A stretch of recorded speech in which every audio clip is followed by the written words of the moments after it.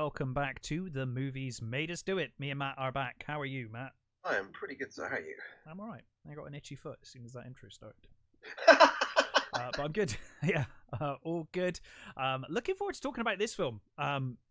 Halloween's over, but, you know, not for us. We're continuing on with at least one more. I'd like to say it's not strictly a horror movie. It's horror elements. A gothic fairy tale. Yes. I think it has a lot of horror visuals, but then I think certainly wouldn't show it to children. Let's put it that way. Certainly wouldn't show it to children, but then I think that when you get to the base of it all, all fairy tales are horrific. Well, I think that's the irony of this, isn't it? It's one of those things that's it's kind of based on the original tellings of those stories, where Red Riding Hood doesn't survive; she gets eaten by the wolf. Yeah, I mean, if anything, this actually has a nicer ending. Yeah, exactly. Well, it does for the Red Riding Hood, not so much for the main protagonist. Yes. So we are, of course, talking about The Company of Wolves, or The Company of Dogs Died to Look Like Wolves. Company of Doggos. Except for one. Yeah, there's two, I think. One or two they had on set. The rest are just died shepherds. One of my favourite stories is the one about the when they're doing a scene for the wolf coming towards the well. Yeah. So they set up the scene. They've got this. By the way, full disclosure, I can totally understand why they didn't, because having an entire pack of wolves on set would have been a fucking nightmare. Because a lot of this is not this is clearly on a closed set indoors, right? Mm-hmm. So it's not like they're out in the wilderness and they've literally got packs of wolves running after a girl. It would have been a terrible idea. Except for a few shots like the church and the house and stuff. Most of it's indoors on a set. And there's actually I've just said that there's two stories. So one, they were saying about wolves are dangerous and you can't tame a wolf enough, basically. And that's fair. And that's fair. So there's one. So they basically set out a call for wolves, and a couple of people said, "Oh yeah, we've got a couple of wolves applied." Yeah. Yeah, and I think two wolves ended up coming from Scotland, and by the time they made the journey in the van or lorry, one of them had eaten the other. Yeah, that's a red flag. So they were already like, yeah, maybe not. Let's use that one with the 12-year-old girl. That's probably a bad idea.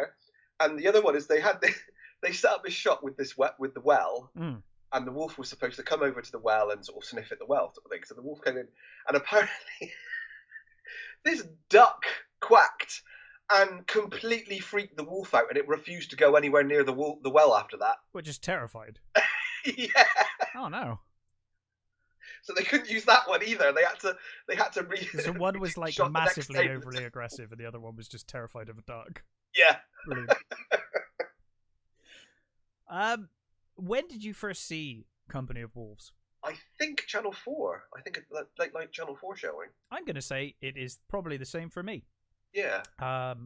And I was kind of just immediately struck by the artistry of this film and the visuals in this film. Yeah. It's ambitious. It's kind of almost too ambitious for its time in a lot of ways. They only had a budget of like $2 million. I think it has the unfortunate situation of coming out around the same time as American Werewolf as well. Yes. Which had. But having said that, it still did really well. It certainly made its budget back. No, I mean in terms of the transformation. Now, yes. the transformation in American Werewolf is one of the most classic, amazing to this day looking Still transformations. not beaten, really, I don't think. I really love the creativity and the implied horrific pain that they go through in the transitions in this. Now, I will say, this does a number of transformations, whereas American Werewolf could focus on the one. The interesting one on this one is it kind of has 3 different transformations. Yes, depending on the story and which is really interesting. They really did sort of go really well. I can't remember what's the name of the guy who did it. I wrote it down somewhere. But they're really amazing transformations. I mean, you could say that they're a lot cruder than the effects on American Werewolf are, but they're still better than almost, I would say, 90% of werewolf movies. Oh yeah, yeah, for sure, especially of the time. Good God. Yeah. Yeah, it looks fantastic, and I really like. I mean, we were saying earlier about the film being mostly, indoors. Yeah. I think the film works better for that. I think it lends itself to that fairy tale feel. Yeah, I agree. I think that's true. There's a lot of surreal stuff in this, and and outdoors, I don't think it would have worked. Is a dream, isn't it? The whole movie really is a dream. It's a dream in a dream. Sometimes she falls asleep in her own dream. It's mad. Yeah. What I love is they could only afford 12 trees. No. So there's only 12 trees. So basically, the whole set is on wheels. And they just moved things around on wheels. They wanted to make the set look different, which I think is brilliant. They did make they wanted the well to be the centerpiece. Sure. So they basically built that, and I think they were just going to use it in like 1 or 2 shots. Yeah. And then thought once it was built, it was like, well, we can't just put that in. I think we should make it the center of the village. Yeah. So that's what they did. So let's get into it. And we open in the present day, and we see a dog. I think it's a dog. I'm pretty sure they meant this one to be a dog. This one is a dog. Yeah. This one's meant to be. It gets confusing because later on there are dogs that are meant to be wolves. Yeah, this one is definitely meant to be a dog. Dye works terribly well on some of those wolves. That's where it mostly fails, isn't it? It's the dye for sure. But that's probably a good thing, because otherwise you're in the fucking Beastmaster territory where they fucking dyed a fucking cat and killed it because they used the wrong fucking stuff. So it fucking looked great, and then shortly after bloody killed the thing. So anyway, present day, and we got this bitch of a girl heading to her home. Yeah, she's horrible. She's awful, this girl. Luckily, she is not our protagonist. No, Alice is the name. Alice, yes. Most of the characters here do not get names. Only Alice, Rosaline. That's it. Lansbury's just called Granny, right? Granny. Yeah. So yeah, I think you're right. That's the name. Yeah. So she comes to the house. Her parents turn up at the house, and she's like, "What have you bought me? Where's my present?" Yeah. It's like, whoa, okay. And then she spends about 10 minutes just walking around calling everyone a pest. She keeps calling Rosalie a pest. Yeah. She used to wake up. Her parents tell her to go and wake her up to bring her down, and she's like, "No, she's a pest," sort of thing. It's like, "I'll get fine." So she goes up and she's like, she keeps whispering "pest" into the door, isn't she? And you can see that the sort of the words are creeping in. But I'd actually forgotten that David Warner was the dad. I'd forgotten until I watched it, and then I was like, on the year of his death, we've done quite a few David Warner films this year. Like the third movie, I think, with David Warner in this year. And he's fantastic in all of them. So yes, there was a story about him in this movie. Apparently, he'd had an injury where he'd broken his legs. Oh, Jesus. So he couldn't stand for long periods. I had no idea.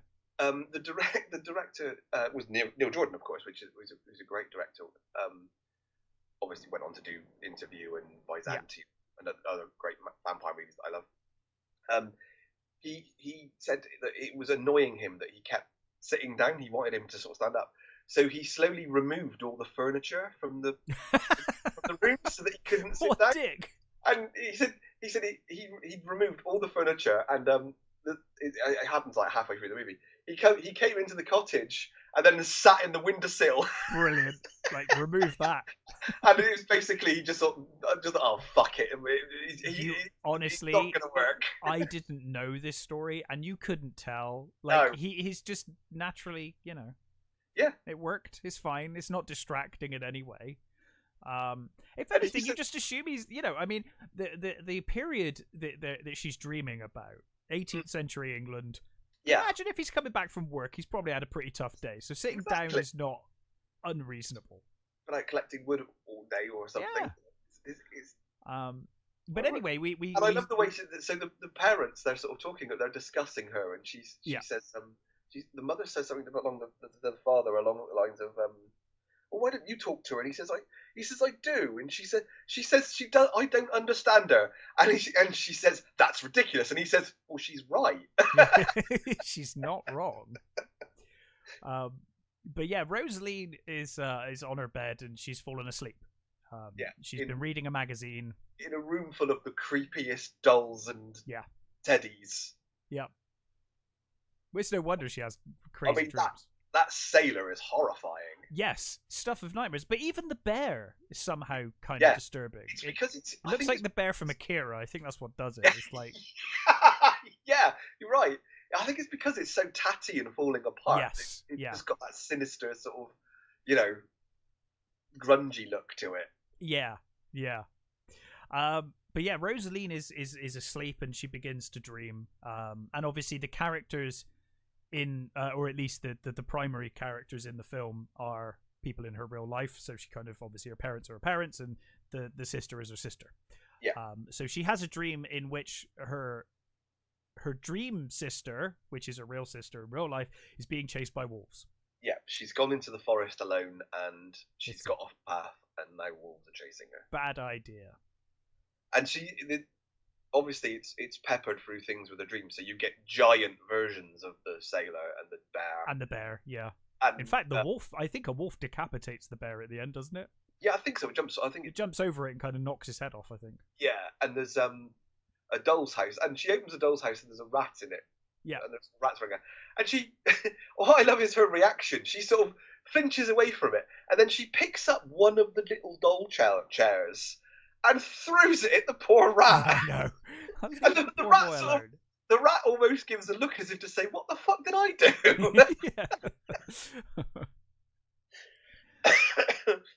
But yeah, so we're now in her dream. It's 18th century England, and her sister Alice has been chased down and killed by wolves. As you said, she was alone in the woods, which is like the cardinal sin as far as grandmother Lansbury is concerned. You should never go walking in the woods on your own, although in this case very sensible advice. I fucking love Angela Lansbury in this. She's amazing. I was wondering, rewatching this, I was like, do you think she was like Alec Guinness in Star Wars, where she's like come in and doing this and she's like, I don't know what the fuck am I doing? No, apparently they sent her the script. She loved it, right? Yeah, that's cool. That's cool. Because she puts in an amazing performance, but then so does Alec Guinness, and then you see interviews with Alec Guinness, and I don't know what the fuck was going on. No, Alec Guinness wasn't running around. He just did what he was told, basically. Because he's that professional an actor, he was like, he's just that good. Yeah, but so is Angela Lansbury. Oh yeah. Another one we lost this year. Was that this year? Yep. A couple of weeks back now. Yeah. Oh God, this is depressing, isn't it? And that was one of the reasons why I decided to do this. Okay. Fair enough. One, because it was a werewolf movie, and I thought, why don't we round off the horror stuff with a werewolf movie? Although, I mean, like as I said, it's not strictly speaking just a werewolf movie. It's more of a fairy tale thing, but yeah. I mean, they're obviously werewolves, so yes, and they say werewolf. And there's definite horror elements to this. So anyway, her parents are obviously mourning, and Rosaline, I think they've just had enough of Rosaline. They're like, I just can't deal with you right now. Go and stay with your grandmother. And I do love the shot when the wolves mob Alice. Rosalie, and you switch back to Rosalie in bed, and this big smile comes across her face. Yeah, she's like, good. As she's watching her sister get mauled by wolves. Yeah. So Rosalie meets with her grandmother, stays at her grandmother's house. Her grandmother is well, actually, sorry, we get the funeral first, don't we? It switches to the funeral, and it looks like I thought it looks like she's got finger marks on her neck. It kind of does, doesn't it? There is a lot of symbolism in this film. It's very sexually charged and very, I mean, obviously this is, it's a teenage girl dreaming, and there's a lot of all of that kind of imagery. And I did get the impression that she was been grabbed by the neck or something. It was written by Angela Carter, who from her short story she did. Mm-hmm. There's the Bloody Chamber is the collection, and she did 3 stories that were like that kind of had sort of wolves in them, and one was Company of Wolves. One was Wolf Alice, which may be where the band got their name from, I presume. And I can't remember what the third one was, but they merged him, and she actually approached Neil Jordan. They'd done a radio version of it, and she was at a literary festival with Neil Jordan, and she approached him and said, "Do you think we could make a movie out of this?" And he said, "Yeah, I don't see why not." So he went and did what, and she said that it was all based on her tales that her grandmother used to tell her. Okay. So I think the Angela Lansbury character is kind of based on her own grandmother, because her grandmother used to tell. I think she was evacuated to her grandmother's during the war. Okay. And grandmother would tell her the really horrific versions of the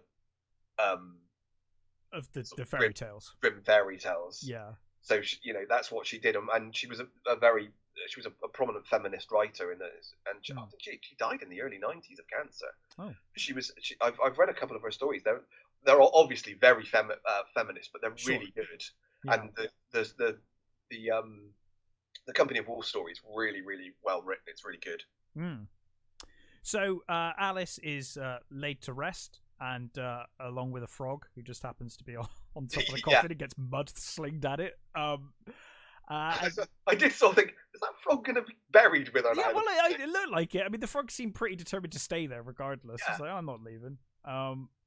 So she's laid to rest, and then Rosaline stays the night. Oh, and also, Rosaline's mother takes the crucifix off of Alice and puts it on Rosalie. Yes. She's like, I did fuck all for her. Maybe it'll work better for you. Yeah.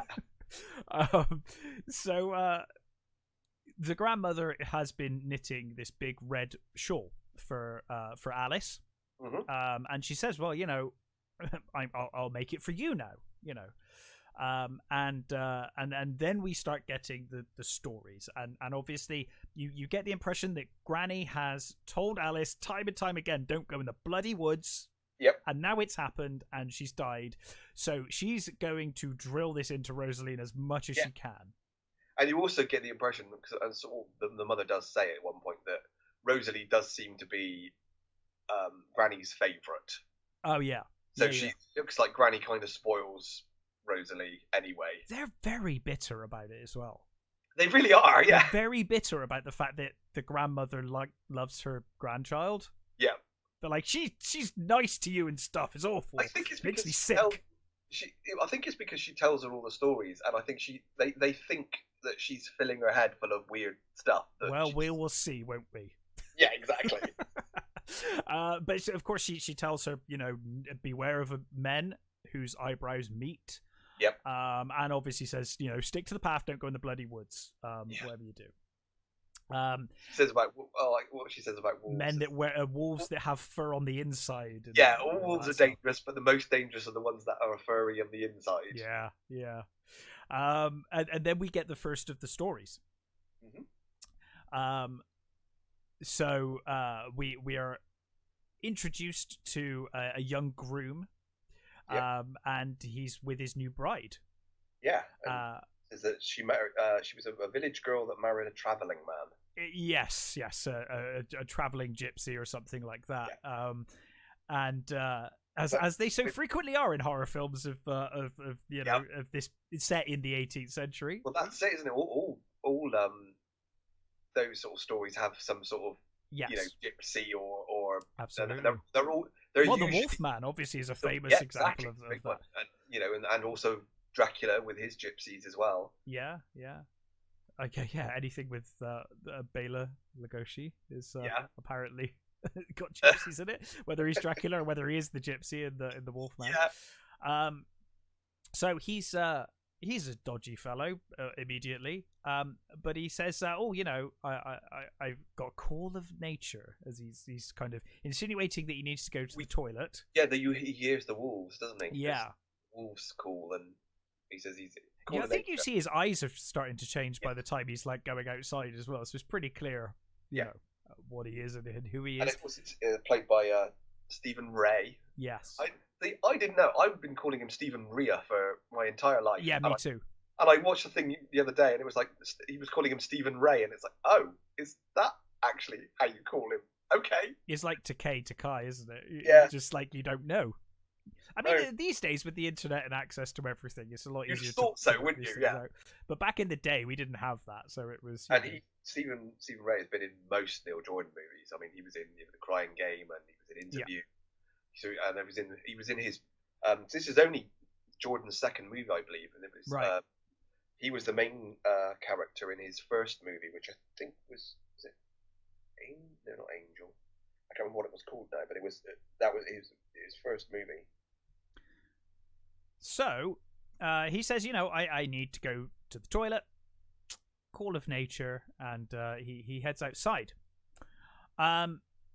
He basically then promptly disappears, and she's kind of left like, what's going on? And she hears the wolves howling, and Granny says she waited, and she waited, and she waited, and she waited more. The next day, they go out looking for him, and of course all the villagers are like, bloody gypsy, he had his way with you, and he's buggered off. Like, this is not a surprise. No one's surprised by that. No, they're all convinced, but of course she finds the paw print, and she's like, I told you I heard wolves have taken my husband. And obviously she's heartbroken. It was her wedding night. But of course, as time goes on, and as Granny says, time goes on, and she remarried, and she found it's funny because Granny says she found the happiness she was looking for, but she doesn't seem very happy at all. No. She's got the 3 children who seem to be a complete burden to her. Her husband's not there. She's really struggling. One thing I love that she says as well is she she found a new husband who wasn't so proud to piss in a pot. Yes, because of course the previous one went outside and never came back. This one happily will piss it, and it even shows you the pot. They're like, there's the piss pot, literally. She's kind of remarried, got 3 kids, and she's waiting for her husband to return 3 years later. When Stephen Rea reappears. Ray. See, it's never going to go away. Once it's in your head, like I've done that my entire life, I can't now undo that. That's just, we're going to have to live. It's all right. He's only in this bit anyway. We'll move on until the next film where he turns up. It won't be a problem after this. So he returns, and of course he's very disheveled, and he looks kind of a complete mess. Yeah. She's just stunned. Like, he walks in, and she's just like, okay, and he demands food, doesn't he? He does, yeah. Feed me. Yeah, and of course all the children are like crying. Yeah, which he lets go for a little moment until he's got a bit of food. He's just sort of staring at them, isn't he? First? Yeah, and then suddenly he kind of loses it with her, and he's like, "Where did these come from?" Yeah, and she's like, "From my belly." Then he basically calls her a whore. He calls her a whore, and I think, doesn't he threaten the kids? Which is when she throws ladle at him, I think. Soup or whatever it is. Yeah, stew or soup. And this is really cool. I not necessarily. I think it looks cool. Yeah, it's done pretty well. But the intent, anyway, is very cool. Like, the idea, the concept is awesome. But he basically gets hit in the face, but I don't think it really matters. I don't think it's that's the thing. It's more coincidence than anything. But he starts tearing off his own skin. Mm-hmm. And we get this whole horrific process where his skin falls off. Yep. And then, much like American Werewolf, you get the bone structure, but here it's like that, but also they rip the whole skin off first. So he becomes like muscle. Yeah, muscle and sinew and God knows what. And then his face starts changing into the wolf shape, and you get the nose and the snout kind of pushing through. And for the time, I think they did a really good job with this. Yeah. They did a really good job. So he's just he goes through this very long process of changing, and he's just finished when suddenly the husband comes home. Yeah, and played by Jim Carter. Jim Carter, yeah, and he kills him. Yeah, he literally picks up the axe from the doorway and cuts his head off. Cuts his head off, and the head of the wolf falls into a pail of milk. That is the only. That's the weak link. That head. The head, it's not convincing. The fully changed wolf head was not very good. But the human head's not terribly convincing either, to be fair.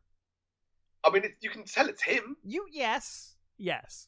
But anyway, the wolf head, it falls into the pail of milk, and then as it rises, it kind of starts to change color. Obviously, is the blood, but then as it rises back up, it's the human head. It's a really cool transition, actually. I think it works really well.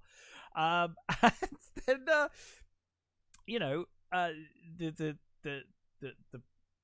the wife is like, he looks exactly the way he was the night I met him. She's kind of stunned, and he just slaps her across the face, like, you bitch. He just slaps her. Yeah, I think it's because she basically implies that he's handsome. I think it's yeah, I guess so. But yeah, it's like, I think she's been through enough. Yeah, to be honest. So then Rosaline goes to sleep in her own dream, which is weird. It's like dreamception now. Yeah. But the next morning, she heads to the village, and we get that weird thing as well, with which it happens a couple of times. So Rosalie is in Grandma's bed and they're sleeping, and she wakes up in the middle of the night and she's like looking around, and she's sort of watching her grandmother sleep. Yeah. And there's like a stoat or something on the door. Yeah. That sort of comes alive and hisses, and it seems to be like Grandma's warning sign or something. It's odd, isn't it? Because the thing is at first you just think, oh, maybe she's just dreaming it, but then later on, Grandma kind of does the same thing around Grandma's neck. So it almost feels like it's just a real one that kind of sleeps. Yeah, I don't quite know. I mean, obviously it's a dream. Yeah, again, it's dream. So this movie is always it's pretty much always in a dream. So there's weird things going on constantly. They're telling stories within dream. Yeah, it's weird, but you do cut back to the real Rosalie from time to time, but it's only really to see her thrashing in bed, thrashing around. And you do get, I do love the music in this is really good, and I love that there's one of her ornaments is like a little, I think it's supposed to be a Chinaman, a Chinese person, like blowing on the panpipes, and the music matches that. Yes, and it's really beautiful, and it's very dreamlike. Disturbing, yeah, it's very cool. So she basically heads to the village the next day, the day after her sister's funeral, to meet Rapey Boy. That kid, I just want to punch him. Well, him, but also his bloody father is like, "That's my boy." Like, whoa, dude! Like, your boy's an asshole. Ryan Glover in werewolf movies. Yeah, I know. And playing assholes. I mean, he plays assholes like nobody's business. Yeah. Like, he is so good at just being that thoroughly unlikable asshole. Ryan Glover, wonderful. Yeah, he's fantastic. He's another one. Whenever you see him, you're like, yeah, he's just going to be fantastic. Yeah, and he's probably going to be some oaf. I mean, he's shamefully not in this movie a lot, unfortunately. It's kind of a bit of a shame, because you see him and you're like, oh, I love that guy, but he's not in it for very long. So she's convinced to take a walk with the boy. And he's like, her parents completely encourage it. Well, I mean, the mum's not so keen, but the David Warner is like, well, he's our neighbor, and they've been friends since forever. It's and I think he's like, well, it's probably about time that she found someone. Doesn't he pretty much say like, oh well, she's so beautiful, this was only a matter of time. This was bound to happen sooner or later. And the mother's like, she's still quite young. Thank you very much. Yeah, well, the actress is 12. Oh, is she really? She was really 12. Well, Apparently, that's probably about right, because I was watching the movie and they never say how old she is, but I assume she. No, they do. Granny asks her something, and she says she says about telling, when Granny says about one of the stories, and she says, "Oh, maybe I shouldn't tell you the story," and she says, "I'm 12 and a half or 12 and 3/4." She does. Yeah, you're right. Sorry, I was thinking, because I was watching it and I was like, she feels about 12, 13 to me. I was originally they wanted like a 15 or 16-year-old girl. I know, because then Alice would have been too. Well, Jordan saw her sort of audition and was like, "No, that's." I'll tell you, for a 12-year-old, she's fantastic in this as an actress.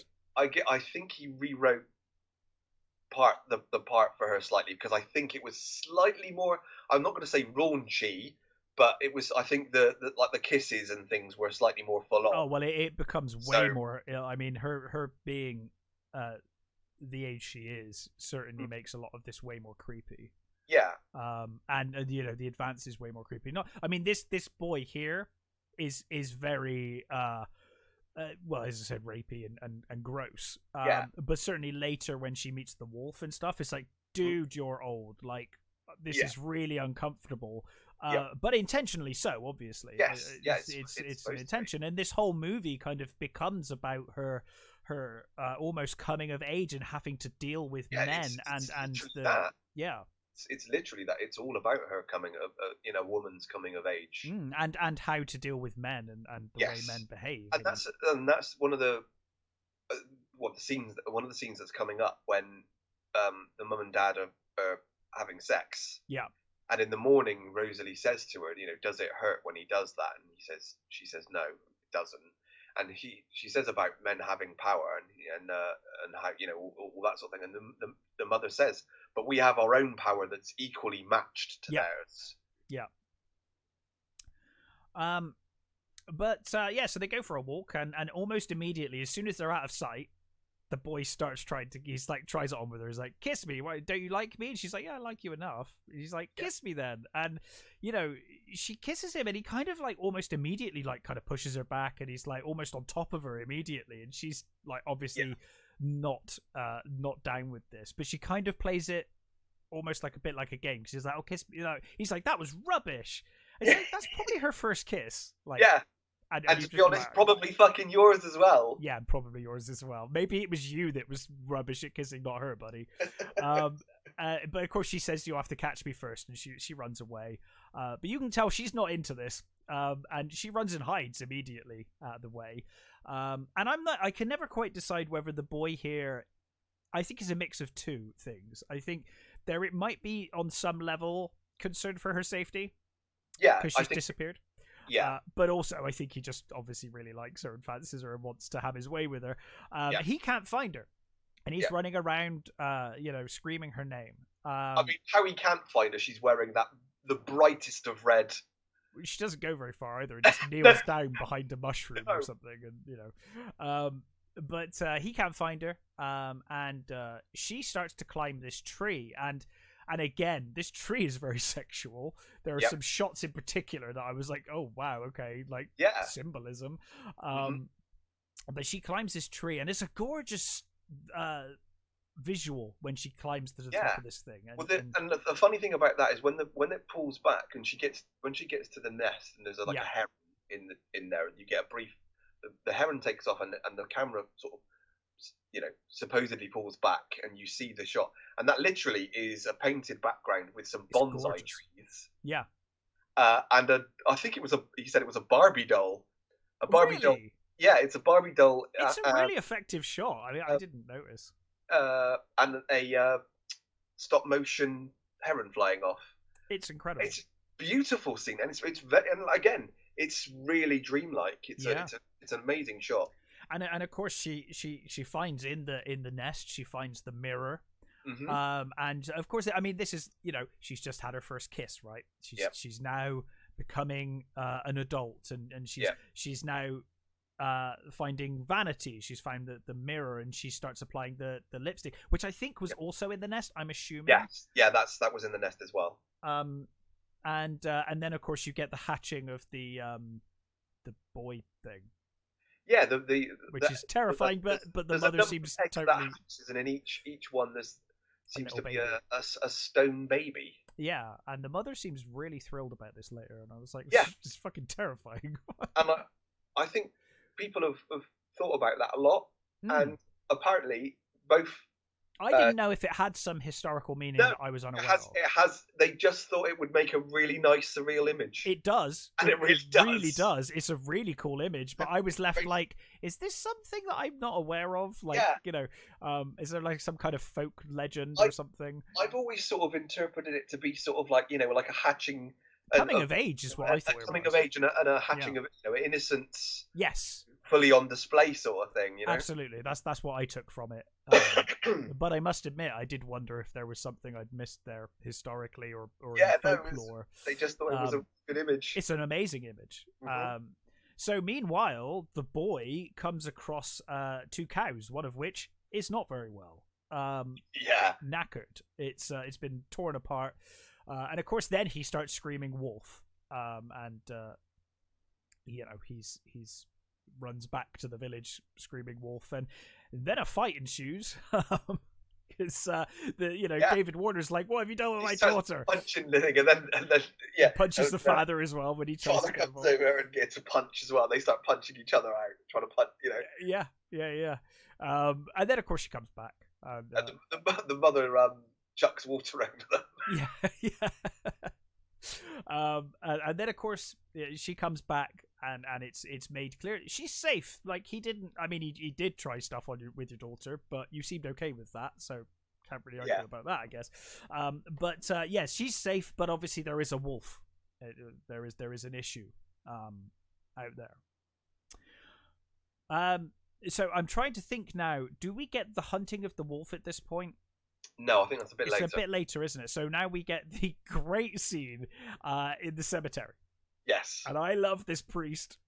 Yeah. I love him. Played by Graham Crowden, who's so wonderful. He was in Waiting for God and stuff, and he's a brilliant actor. He is, and I love the way she says he's deaf as a post. You can say anything around him, and he's fucking clearly not deaf at all. No, I mean he says, "I hear every word, madam." Yeah. And, what does he call her? He calls her like old crow or something like that, doesn't he? Yeah, who's really funny because she's such a know-it-all, and the thing is, she's right about everything she says in this film. Yeah. But she is a know-it-all, and as a result, you are kind of like, "Oh, good, someone put her in her place," even though she is right. I love the way she says it because they're sat in the churchyard, and the priest gets a ladder out, and he's basically cutting, he's trimming. He trims the branch onto her head. Yeah, and immediately the grandmother starts talking about sons of priests, bastard sons of priests born on Christmas Day turn into wolves. And you're immediately like, Jesus Christ, grandmother. Well, I know. I think that the branch falling was intentional. Oh, yes. I don't think there was any accident there. I think he was just going to shear off this entire branch onto her head. But yeah, so she starts to tell another tale.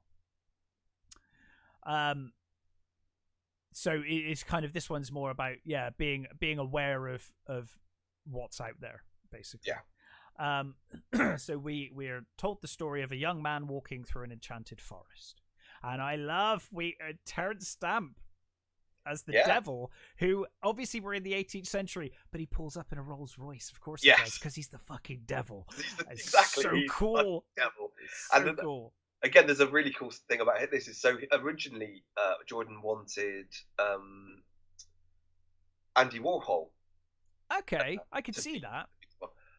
But he'd just been shot. So it was when that woman bloody shot him that time, and so he was still recovering, and he couldn't quite make it. So he offered it to Stamp, who apparently hadn't acted for years. He is perfect.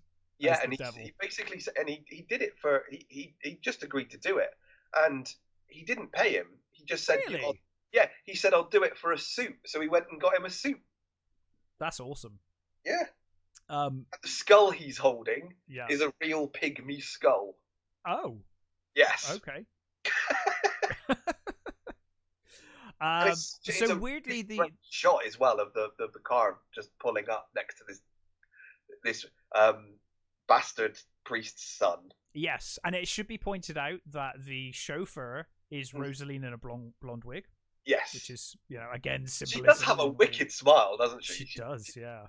She does, So the boy obviously wants to become a man, and the devil offers him a potion, which he far too readily accepts without ever questioning what's going on, really, and rubs this potion into his chest, and he starts to sprout hair, which obviously makes him happy, right? I guess that's what he wanted. He wanted to become a man. At first it does, and then the vines start.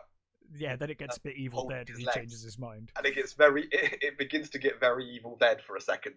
Yeah. The vines start grabbing him and like kind of wrapping around his legs, and it traps him.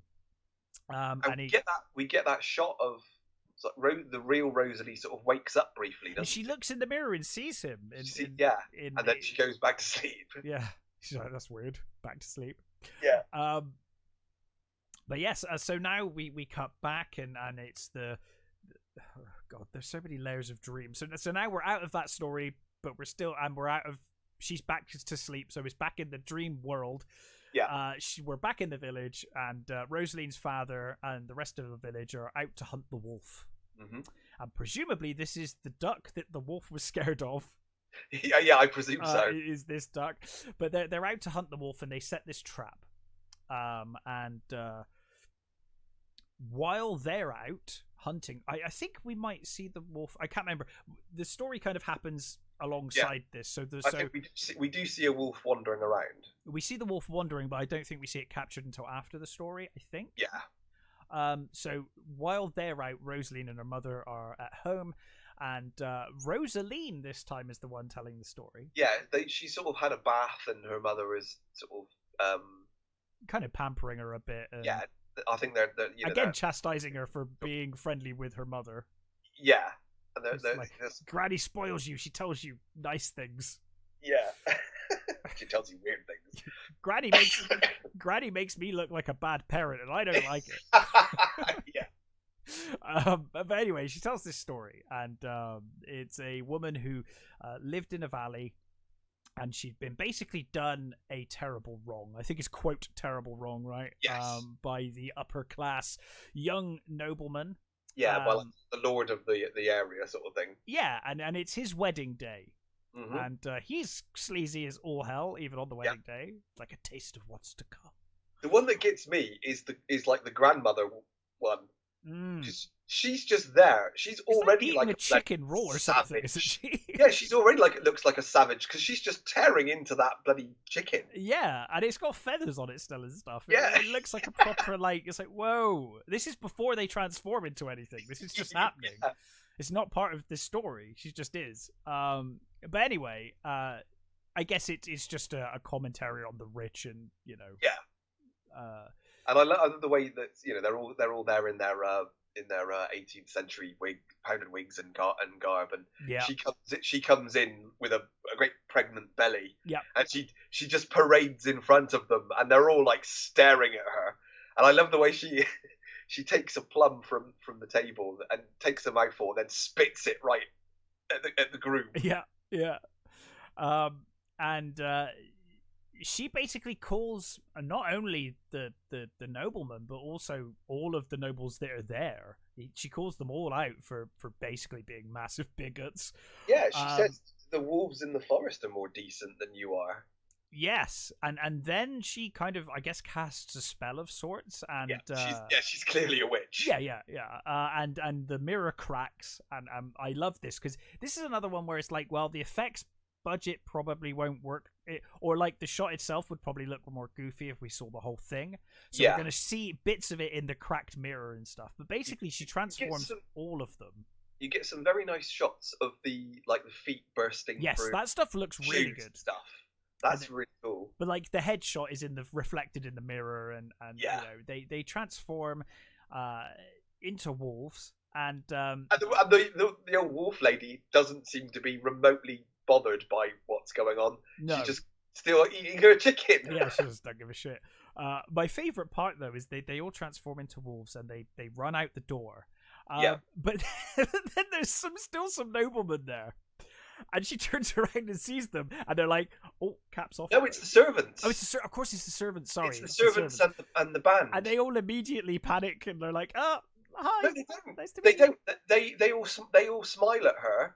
She turns around and she nods at them, and they bow to her, and then they start eating and drinking the food. Oh, it looked like they were terrified to me. No. My TV is quite small though, so it might just be that I didn't see it on the TV. No, they're obviously they're clearly. I thought they did it out of nervousness. No, they're clearly happy with what she's done. Fair enough. But yes, and then we hear that the wolves serenade her and her child every night. Yes. From that every full moon. Every full moon, yes. Yeah. And you get that wonderful shot of her sat in the tree with the literally the cot in the boughs, as it were, rocking gently.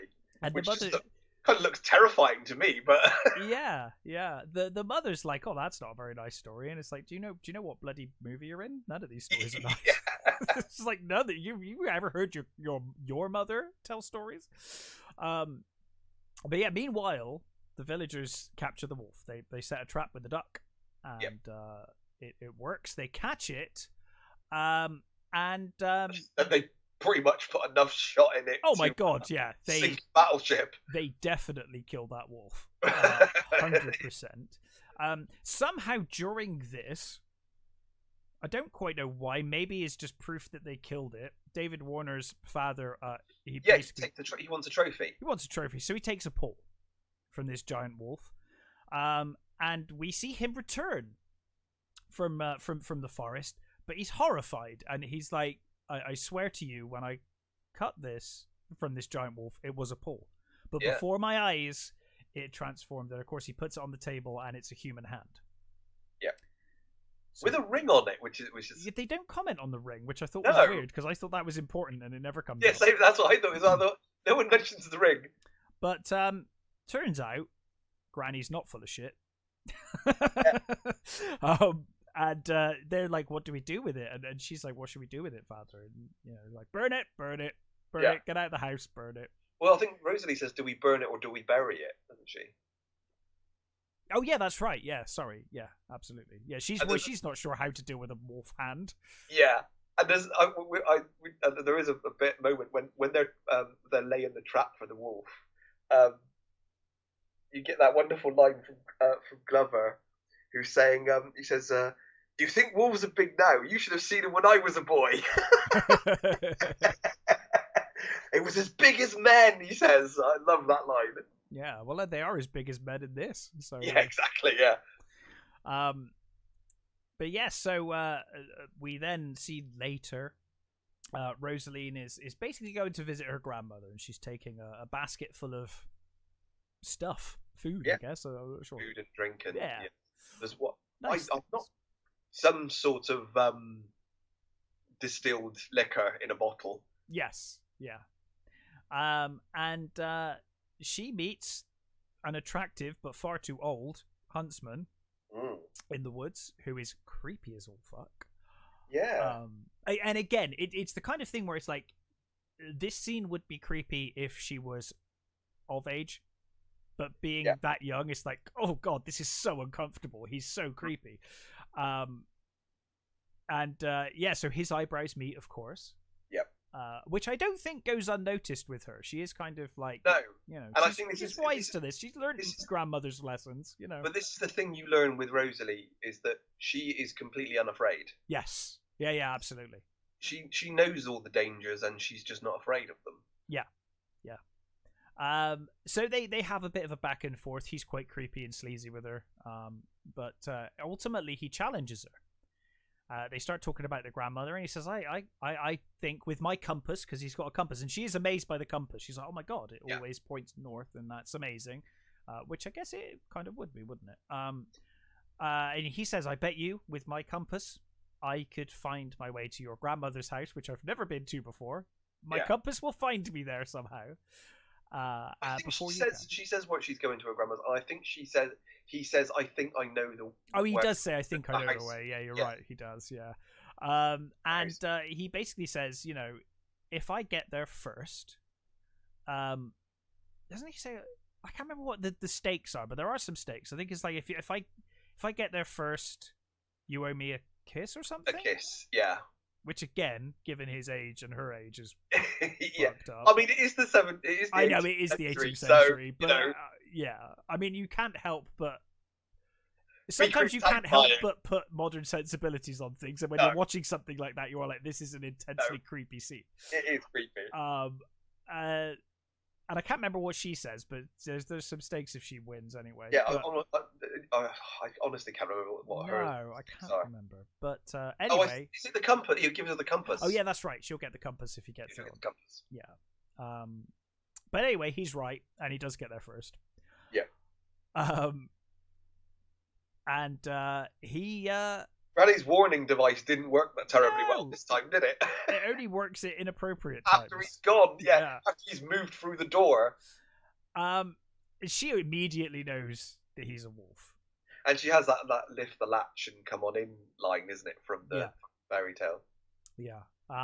And he murders her. She turns into porcelain. Yeah, well, I mean, it's quite cool. I mean, she does fight him. She hits the stick, and then she burns him with the poker. Yeah.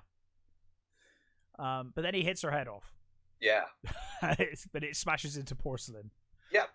Which again, and again, it's Jordan just had this idea that he thought, what if her head, was to come off and shatter into porcelain? I mean, it's great. We the thing is, it's such a striking visual. And we've seen plenty of gore and whatnot up to this point in the film. We've already seen one beheading and stuff. Yeah. And you don't expect it, and you're like, oh, well, that's a really cool visual. Like, it is. And again, very symbolic, and it is really cool. So Rosaline eventually turns up, and obviously she knows the game, and she sees the hair, and I think there was a comment from Granny earlier on that the only thing they won't eat is the hair. The only thing they don't like is the hair. And she comments this to him, and she says, is that all that's left of her? Because you won't. Is it your kind can eat hair? That's what she says, and and she says, is that all that's left of Granny, sort of thing? And and of course he wants to take her with him, and she seems willing at first, even to the point, and I'm always kind of surprised she burns the shawl. Which surprises me, actually. I thought, just put it into the, what shall I do with it? And he's like, well, you'll never need it again. Put it onto the fire, you'll never need it again. Yeah. And so she does.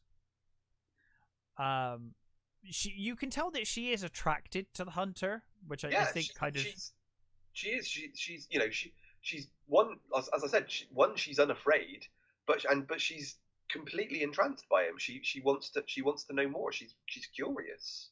Yeah. But she somewhat accidentally first of all, she attacks him with a knife, and he takes the knife off of her. Yeah. Then they talk a bit, and he says about the taking off the thing, and then she grabs his gun, and of course he says, give me my gun, and she does give it to him. I think she shoots it first and misses, and then she catches him again. Because I think is it a 2-barrel? I can't remember. But I'm sure she definitely hits him eventually. Yeah, she hits him in the arm, and that's what basically instigates his change. Yes, yeah. He starts to transform, and kind of in pain, and then he transforms into his wolf form. And I really like the tongue. The tongue's awesome. The tongue is awesome because he licks the blood off his own face, doesn't he? Yeah, Neil Jordan hated it. I like it. Well, I think it works perfectly for this movie. And again, it's just that male sleaziness as well. It's quite gross, and I like it. It works really well. What I like about his change is although he gets a bit of hair on his back, and then his back splits open, and I love that image of the full wolf face coming out of his mouth. Yeah, well, it's like you said, and it is one of this film's strongest suits, is that you get the impression that no two werewolves transform the same. Like, it's almost different every time. Like, every time we see it, it's a different transformation. It's almost like the effects guys were like, oh, I want to do this. Oh, well, I want to do that. Yeah. What? Okay, we'll do all of them. Why not? Every time we'll do something different. But yeah, so he takes into his wolf form. Oh, and it was Roger Shaw was the guy who did the animatronics and stuff. Oh, okay. Well, he did a fantastic job with this. But Rosaline takes pity on the man, the huntsman, now wolf. Yeah. Beautiful. And she says, your pack might leave you behind now that you're injured. And she sits down with him. Oh, because we forgot that. We forgot that you hear the wolves outside. Yeah, outside, yes. Sorry. He tells her to look out the window, and he says, "I love the company of wolves." Yes, he said it. He said the thing. Name drop. Before leave. But yeah, she sits down, and she starts kind of petting him, and she tells him a story. And it's the story of a she-wolf who she's from the world beneath. The world beneath, yeah. The wolf comes out from the well, doesn't it? Yes, yeah. And it's made clear by Rosaline, the storyteller, that the she wolf meant no harm, but she was shot by a villager, and she eventually, in human form, comes upon an old priest. Yeah. And he bandages her wounds. He takes, he's like, "Oh, you poor girl," and he even questions. He's like he knows. He knows what he questions, doesn't he? He's like, "Oh, well, would God want me to do this?" And he's like, "Oh, it doesn't matter either way. Like, kindness is what I, above all else. Even if God sees it as a sin, this is the right thing to do. I'm going to bandage your wounds." And he says, "You'll heal in time." And she basically is, she's touched by his kindness, but she's not going to stay in. And you get that there's that beautiful shot because she's got tears streaming down her face, which was a prosthetic little tear thing in her tear ducts that was just constantly crying, sort of thing. And the tears drip on a flower, a white flower that slowly turns red. Again, great, beautiful image. It really is. There's so much in this movie. I mean, when we're talking through the plot, like the visuals are stunning throughout this film. There's so many bits that are incredible.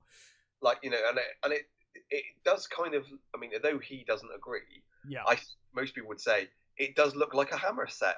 It does, and I mean that in the nicest way possible. Yes, let's go early Hammer. Let's say Hammer with a bit of a budget. Terence Fisher Hammer. Let's go. Yes, top tier. And of course, the she wolf was played by Danielle Dax, who was a singer. She still is a singer. She in the 80s she was she had her own. She was first in the I think a band called the Lemon Kittens, and then she was solo, and she never really got massively big. But she's really, I think she's really good. I think she's great here. She's got some really good albums, actually. Oh, I don't know her musically, but I thought she was fine here. Apparently, she released a track a couple of days ago, which is her first track in, I think, nearly 20 years or something like that. How odd. Yeah, which just seemed very fortuitous. But yeah, she's a really good singer. She's her tracks have been covered by like the Damned and stuff. Cat House has been covered by the Damned. So yeah, she never got really really big, but she accomplished. Yeah, I mean, there's some really good footage of her on YouTube. So but yeah, so she decides to return to her world through the well in the village, and the villagers eventually arrive at the house. Out of the story now. We're real life. The story ends. The only one that really has a nice ending, apart from, I guess you could argue the witch one had a great ending. Certainly for her. They definitely had it coming. And the sheep goes back, doesn't she? She just goes back. She just goes home eventually. I think she decides not to stay with the priest, but she's. I think she says. She's not fit to stay. She says it's sort of that some time passes and then she remembers where she came from and she goes back. Yeah. But ultimately, the villagers come looking for Rosaline, as she's been telling the story. They've been looking for her, and they come to the house. They come to Granny's house. It's a bit weird because the villagers turn up at Granny's house, but it's like, well, for all they know, I'm not sure. The passage of time is unsure to me. I don't know how long she's been telling the story, or they've been there. I guess it could be a long time later. They could have just been living there as wolves for a while. I don't know. Maybe she was supposed to go and come back. I don't remember. Oh, that would explain it. Actually, I guess if that was the intention, then yes, that probably makes more sense. Well, as they get to the door, a wolf jumps through the window and escapes. Yes. And then another wolf runs out. They open the door and there's another wolf sat in the living room, sort of thing. Yeah, and they go to shoot it, but it's the mother who is like, no, like, don't shoot. Yeah, because she sees the cross. She realizes, she sees Rosalie's cross around its neck. And so the two wolves, Rosaline and the huntsman, escape into the forest. and they're joined by the pack. Yeah. They're now presumably mates. And I guess a couple. Yeah, a couple, I suppose. Yeah. Yeah, I would assume so, or at least she's been brought into the The pack. pack, Anyway, yeah. she's accepted by the pack. But then we get the transition back into real life. Mm-hmm. And we see the wolves kind of running, and they run through the house. They come through the window, and Yeah. you get the giant teddy bear, and they leap over the bear, knock the bear over, and the head off, and all of that stuff. Yeah. And then so she wakes up screaming with the wolf coming through the window, and like they destroy the toys and stuff. So again, it's that end of innocence, it's end of childhood innocence. She's now an adult, and obviously she wakes up. Yep. And I think it implies that she's eaten. Yeah, I guess so.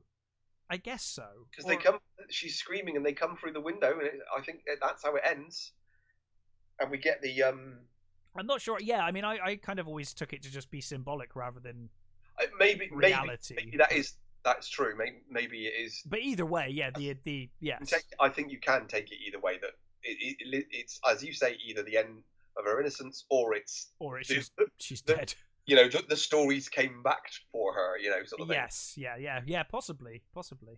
And you get the quote from the original French version of Little Red Riding Hood, and it's little girls, this seems to say, never stop upon your way, never trust a stranger friend, no one knows where it will end. As you are pretty, so be wise, wolves may lurk in every guise. Now and then, 'tis simple truth, sweetest tongue has sharpest tooth. That's fantastic. Which is a brilliant quote, isn't it? That is a brilliant quote. But yes, so that was The Company of Wolves from 1984, directed by Neil Jordan. Fucking brilliant film. I think it's kind of, God, it's almost like I think it's one of those movies. It could be up there with like Argento at its best. Yeah, and I think it's one of those movies that sort of people tend to forget about. It never sort of, even though it did really well. It's rarely talked about, is it? Yeah, it did really well, and it never seems to be mentioned when people talk werewolf stuff. It's an absolutely wonderful film. I think it's one of the most visually creative films of the 80s, certainly. Yeah, and the actress that played Rosalie, she only ever did she did another movie. She did Snow White and the Seven Dwarfs a couple of years later, and then she didn't act again until the early 2000s, and she hasn't done anything since 2007, I think. Wow. So she didn't do an awful lot, but she's absolutely wonderful in this. She's fantastic. Yeah, she really Sarah Patterson is her name. Her performance is considering she's 12. Her performance just reminds me of Dunst's performance in. Yes, interview. And it must be something to do with Neil Jordan. Must be able to get performances out of young girls really well. Yeah, I mean he is certainly. Kirsten Dunst is better in Interview than she is in most of her adult films.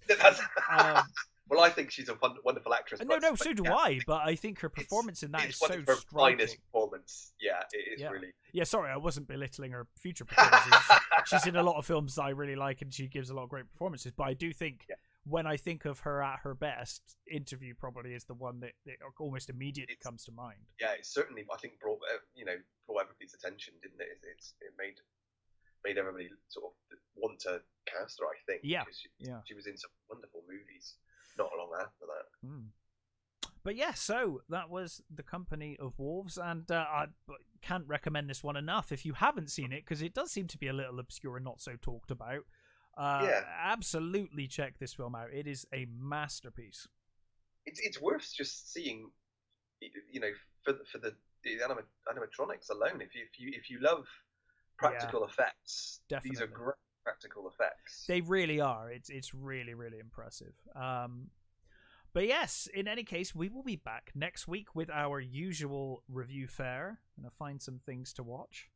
But until then, check out this film and stay safe, and we will catch you next time.